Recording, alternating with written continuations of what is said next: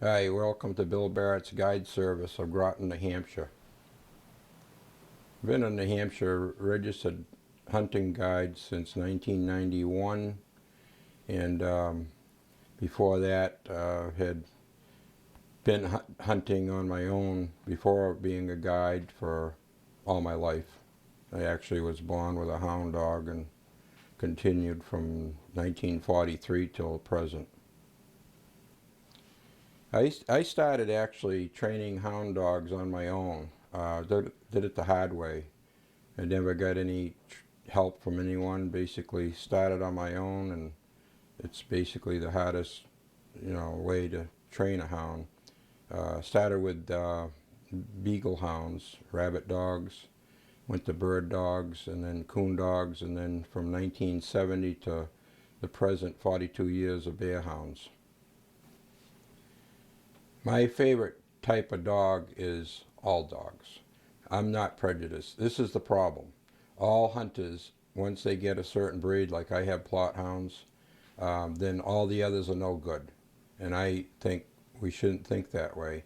If a man has a blue tick on his breed, a red bone or a black and tan, whatever the breed is, you got to respect what that man has for a hound, and don't just because you have a certain type then reject everybody else's. Well, all hounds are hard to train, especially when you do it from scratch and you don't have anybody helping you. Naturally, like my daughter, she's doing the Chesapeake Bay Retrievers, and I noticed their brain is a lot better than a bear hound. A bear hound has got the instinct to smell, and they're a retriever. And just find different hounds are harder to train than others. But if you put the time in and never give up, they all can be trained. I do about 6 bear hunts a year, 12 turkey hunts, and 2 moose hunts, and I also do snowmobile tours in the winter. My father had rabbit dogs, and all my brothers hunted bear and deer, moose. All of us hunt. My children do too. I have a daughter in Montana, hunts elk and mule deer.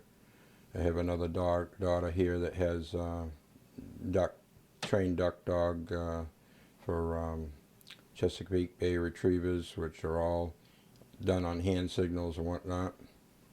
Well, I started with a coyote hunting a few years ago because of the deer herds being affected, and started taking people out sometimes on bait or with the hounds to get them coyotes.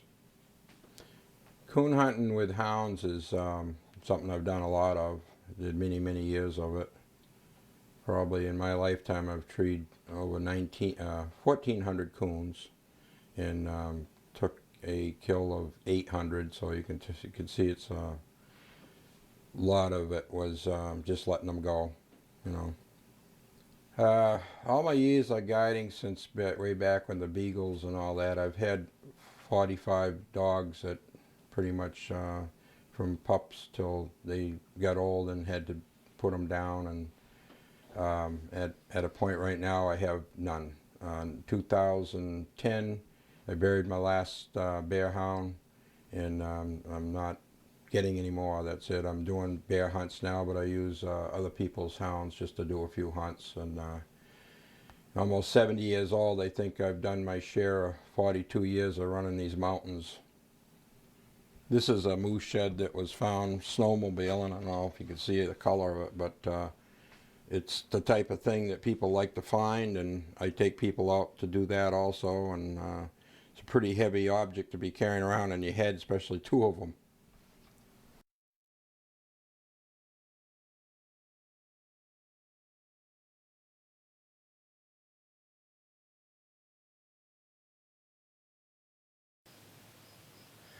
I'm Travis Warbin, Rick Warbin's son of the Baker River Deer Farm.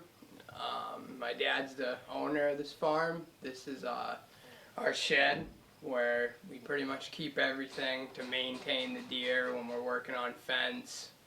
Pretty much any tool we need's in here to run this farm. And This is where we keep a lot of the antlers from the deer when they shed their horns. Skulls we keep in here. All the corn and the grain for feeding the deer. Hi, my name's Rick Warbin. I own the Baker River Deer Farm, smoke shop and butcher shop. I've been in business about 10 years, me, my wife, and my son Travis. And it's the beginning of bear season. Yeah, and also we do a smoke product that is real popular called Mountain Man Smoke Products. We do cheese, pepperoni, and specialize in beef snack sticks. Our most popular cheeses are Seriously Sharp, Pepper Jack, Hunter's Cheese, Horseradish, and the mozzarella is a really popular cheese in the area. And our jerky flavors are teriyaki, mesquite, fire in the hole, Tex-Mex, and barbecue, and probably barbecue is one of our best flavors. Long many paperwork, months and months of paperwork to get the approval to be USDA for my jerky and cheese. This room right here is our custom cutting shop, and we do all our specialty work in the next room over, and this is the room I just happen to be working in today. Well, right now it's the 5th day into bear season, and within 5 days I've taken in 19 bear, which is keeping me very busy. Throughout the bear season, this is bait season and freestanding hunting.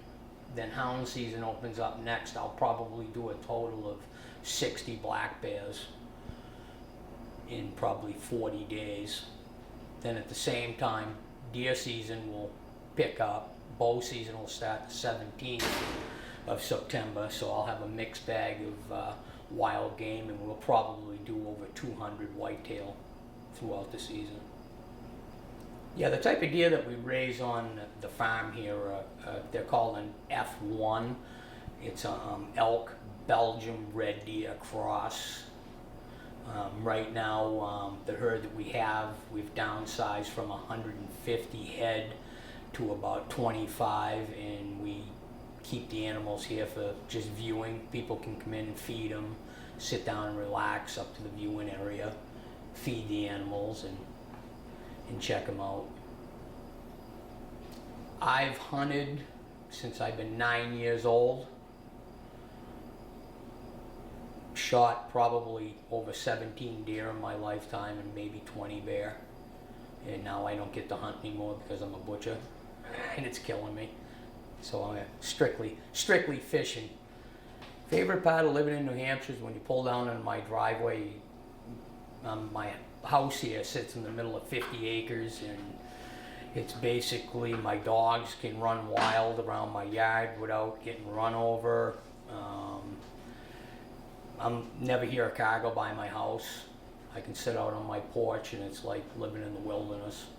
People have the idea a lot of times of the trophy and that, and I'm against a lot of that stuff. I want a person to, if they book a hunt with me, they best be eating the whole animal. And if they call me for a hunt and they're just doing it for the trophy, I'll probably refuse them. It takes a lot of years to grow a 300 or 400 pound bear just to shoot it for the trophy.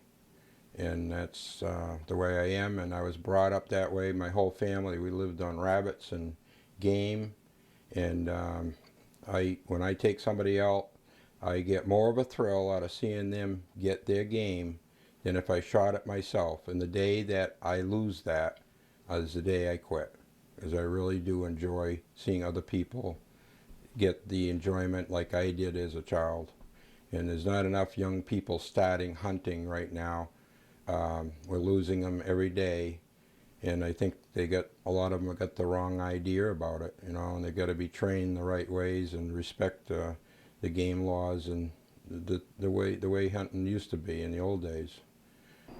The thing is, if someone was going to be getting into, you know, seriously deer hunting or bear hunting like that, it is a really good idea, you know, to take it the next step further and really learn how to cut up your own meat. which, you know, there's videotapes out there online that you can get. Eventually I have a video, a meat cutting video, where you can actually do it at home. And it just makes the whole process a little bit more enjoyable, right from, you know, from the beginning of the hunt, from harvesting the animal to putting it in the freezer, than actually putting it on the table. And I'd really like to see a lot of more kids hunt, you know, and get them back into the old school days instead of, you know, just sitting around doing nothing.